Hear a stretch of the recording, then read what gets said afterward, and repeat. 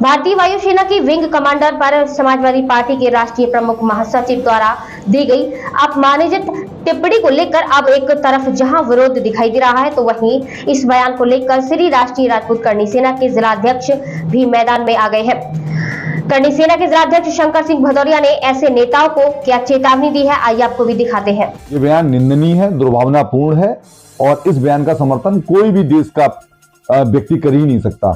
Samajwadi party के नेताओं से और अपेक्षा क्या की जा सकती है? जिस तरीके की जातिगत राजनीति पर वो उतरे हुए हैं, जातिगत द्वेष फैला रहे हैं, आज उन्होंने भारतीय सेना को भी जातियों में बांटना शुरू कर दिया है। भारतीय सेना शौर्य का प्रतीक है। भारतीय सेना का बहुत पुराना इतिहास है कि भारतीय सेना इस पूरे विश्व की सर्वोच्च सेनाओं में काउंट होती है और उनके सैनिकों का जो अदम्य साहस है वो समय समय पर पूरे देश ने, पूरे विश्व ने देखा है। तो मेरी ऐसे राजनेताओं को, मैं सिर्फ एक पार्टी के राजनेताओं को नहीं बोल रहा हूं, मैं पूरे देश के सभी राजनीतिक दलों और सभी नेताओं से बोलना चाहता हूं कि भारतीय सेना ने हमेशा उन्होंने देश को प्रथम रखा है। आप लोगों से मैं ये निवेदन करता हूं और आप लोगों को चेतावनी देता हूं कि किसी भी तरीके से भारतीय सेना के जाति एवं धर्म में बांटने की कोशिश ना करें। अगर आप ये कोशिश करेंगे तो इसका मैं विरोध करूंगा और करणी सेना इसका विरोध करेगी। एक तरफ जहाँ रामजीलाल सुमन को लेकर जातिगत बात की गई थी कि दलितों का करणी सेना ने अपमान किया है, और एक तरफ प्रोफेसर रामगोपाल यादव स्वयं भारतीय वायुसेना के विंग कमांडर को लेकर इस तरीके का विवादित बयान देते हैं, क्या कहना चाहिए? देखिए, मैं वही बात बार बार कह रहा हूं कि ये राजनीतिक गिद्ध हैं, ये अपने फायदे के लिए कभी भी कुछ भी कर सकते हैं।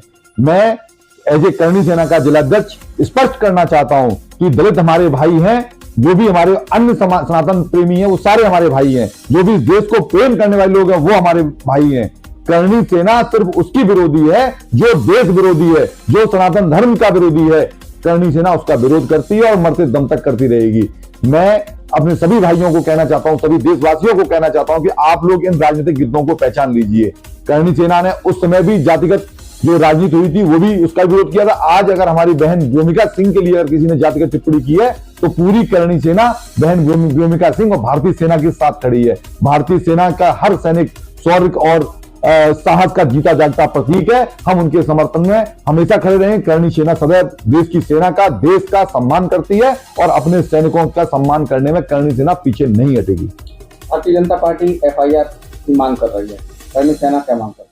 मैं इस बारे में एक चीज कहना चाहता हूं कि करणी सेना भी FIR की मांग कर रही है और करणी सेना FIR करवाने के लिए कह रही है, और नहीं होगी तो इसके लिए और भी जो तरीके हैं उसका भी हम लोग उपयोग करेंगे। लेकिन साथ साथ कहना चाहता हूं कि मध्य प्रदेश के एक मंत्री ने अगर गलत स्टेटमेंट दिया था एक और जो हमारी कर्नल है सिफा कुरैशी उनके लिए, तो वो भी गलत है।